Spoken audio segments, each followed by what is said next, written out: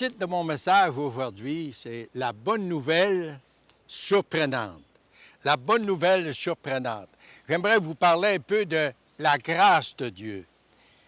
Tout d'abord, il faut comprendre que la grâce veut dire vraiment la faveur de Dieu imméritée. Comme l'histoire que j'ai entendue une fois, ce prisonnier qui avait été condamné à vie à la prison. Mais le gouverneur, de temps en temps, avait l'autorisation de libérer un prisonnier. En passant par la prison, il avait libéré ce prisonnier condamné à vie. C'est ça la grâce. Mais j'aimerais quand même débuter aujourd'hui avec un texte, une parole qui se trouve dans l'Épître de Saint Paul aux Romains et qui se lit comme si, ça c'est Romains chapitre 5 et le verset 20. Mais là où le péché a abondé, la grâce a surabondé. Là où le péché a abondé, la grâce a surabondé. Je dois dire cependant qu'il y a deux vérités que nous, les humains, avons de la difficulté à accepter. La première, c'est que nous acceptons assez facilement que nous sommes pécheurs et que la nature du péché se trouve en chacun d'entre nous. Mais nous refusons d'accepter que nous sommes des pécheurs perdus. On a beaucoup de difficultés avec cette vérité. La deuxième vérité, c'est que nous rejetons l'idée que nous ne pouvons rien pour vraiment gagner ou mériter notre salut. On ne peut rien faire pour mériter notre salut. Ça, on a aussi beaucoup de difficultés avec ça. On aime mieux croire que nous sommes, que nous y sommes pour quelque chose face à notre salut. Qu'il nous faut vraiment gagner notre salut. Qu'il nous faut faire pénitence. Qu'il nous faut faire des sacrifices pour justement gagner vraiment notre salut.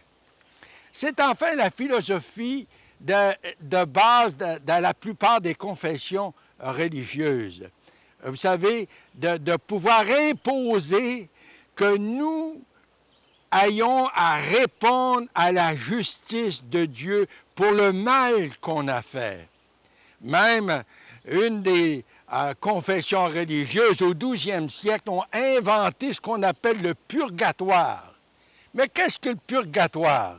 Le purgatoire, dit-on, c'est un lieu où les coupables doivent répondre puis faire expiation pour leurs péchés. C'est contraire vraiment à l'enseignement de la parole de Dieu, parce que le Christ est venu, lui, le juste, pour nous les injustes, pour répondre pour chacun d'entre nous à la justice divine. Et le salut, c'est un don que Dieu offre. Alors, vous savez, la doctrine du purgatoire n'a aucune autorité biblique. On ne peut pas le retrouver nulle part dans la parole. Mais c'est encore l'invention des hommes puis de la religion de pouvoir, nous, par nos moyens, répondre à la justice, payer pour le mal qu'on a fait. Mais qui est-ce qui a payé pour le mal qu'on fait? C'est nous ou bien c'est le Fils de Dieu dans son sacrifice à la croix? J'aimerais vous citer deux passages des Écritures dans l'Épître aux Éphésiens qui nous dit ceci. « C'est par grâce que vous êtes sauvés, par le moyen de la foi. Cela ne vient pas de vous, c'est le don de Dieu. Ce n'est point par les œuvres, afin que personne ne se glorifie. C'est par grâce que vous êtes sauvés par le moyen de la foi. Cela ne vient pas de vous, ça ne vient pas de moi, ça ne vient pas de vous, c'est le don de Dieu. C'est ça la grâce merveilleuse. C'est ça la grâce surprenante de Dieu. N'est-ce pas une vérité merveilleuse quand même? Et j'aimerais justement, exemplifier cette vérité par une portion qu'on retrouve dans l'Évangile selon Saint Jean au chapitre 8. Dans l'Évangile selon Saint Jean au chapitre 8, on avait surpris une femme en flagrant délit d'adultère. Et selon la loi de Moïse, on devait lapider de tels gens. Alors, les prêtres religieux du temps, ont surpris cette femme, ils l'ont emmenée à Jésus, et puis on dit, on a surpris cette femme en flagrant délit d'adultère. Toi, qu'en dis-tu? Alors, vous savez, on sait que d'un côté, on voulait surprendre ou on voulait encore prendre le Seigneur Jésus au piège avec cette question. Mais à travers tout ça, bien, on va voir comment la grâce de Dieu va surabonder pour cette pauvre femme. Et le Seigneur Jésus allait commencer à écrire par terre. Et puis je crois que si le Seigneur a pris le temps d'écrire par terre, c'est qu'il voulait d'abord l'attention de tous ces gens qui étaient là témoins, en plus de ces prêtres religieux qui avaient surpris cette femme et qui l'avaient emmenée aux pieds de Jésus en disant « Cette femme mérite d'être lapidée ». Alors le Seigneur écrit par terre. Et puis il veut que les gens, d'abord,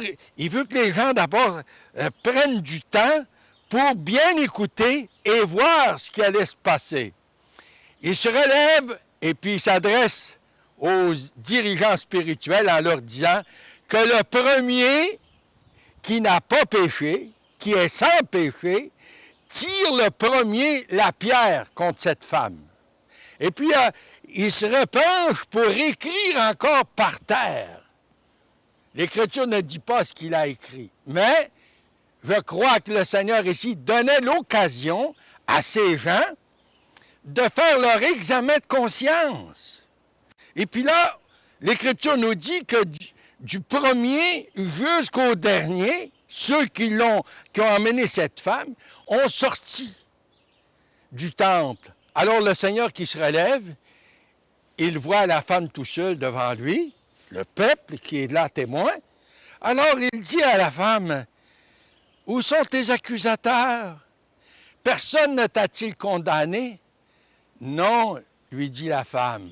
Alors Jésus de dire à cette pauvre femme, « Moi non plus je te condamne pas, mais vas en paix et ne pêche plus. » Voyez-vous, si Jésus aurait dit, selon la loi, bien allez-y, elle doit être lapidée. Bien, les Romains allaient être sur lui. Si Jésus aurait dit, bien écoutez, c'est pas si grave, il y en a bien qui le font, allez cette femme, bien alors il aurait été un transgresseur de la loi. On voulait mettre Jésus à l'épreuve en quelque sorte, ou le prendre au piège.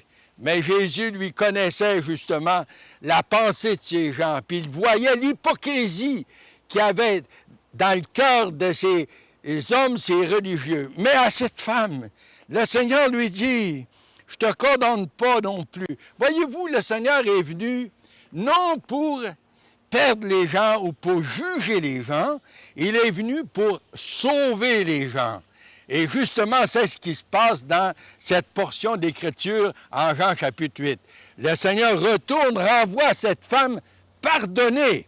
Mais il y a une chose qu'on doit, par exemple, remarquer. Dieu ne passe pas l'éponge sur le mal. Ça, c'est sûr et certain. Mais par contre, le Seigneur ici, chaque fois qu'il disait à quelqu'un « Tes péchés te sont pardonnés », et c'est arrivé à plusieurs reprises, bien, c'est que lui prenait à son compte les péchés de ces gens-là. Le Seigneur allait répondre dans le sacrifice de la croix, il allait répondre pour les péchés de ces gens. Alors voyez-vous, seulement le Seigneur Jésus pouvait pardonner, dire aux gens, « Je te pardonne, vas en paix », et puis c'est seulement encore Jésus qui peut vraiment nous pardonner. Je suis persuadé aujourd'hui qu'il y en a parmi vous, plusieurs parmi vous, vous avez besoin de ce pardon de Dieu. Laissez-moi vous dire que Dieu, dans sa grâce, est prêt à vous pardonner. Il a répond pour chacun d'entre vous quand il a donné sa vie à la croix, puis il a répandu son sang afin de vous purifier de tout péché. Mais la responsabilité, votre responsabilité, c'est de vous incliner devant lui et puis l'inviter comme votre sauveur personnel. Lui seul peut vous pardonner. Lui seul peut vous purifier de tout péché. Il ne rentre pas aucun péché dans le ciel. Mais vous devez accepter Jésus comme votre sauveur personnel. Pourquoi pas vous incliner devant lui là où vous êtes et dans un esprit de repentance, dit Seigneur, je suis pécheur. Je suis prêt à accepter ton pardon. Je suis prêt à accepter, Seigneur, que tu viennes prendre possession de ma vie. Donnez-lui votre vie aujourd'hui. Et le Seigneur va vous pardonner. Vous aurez l'assurance de la vie éternelle. C'est ça la grâce surprenante de Dieu pour vous, mes amis, aujourd'hui. Amen.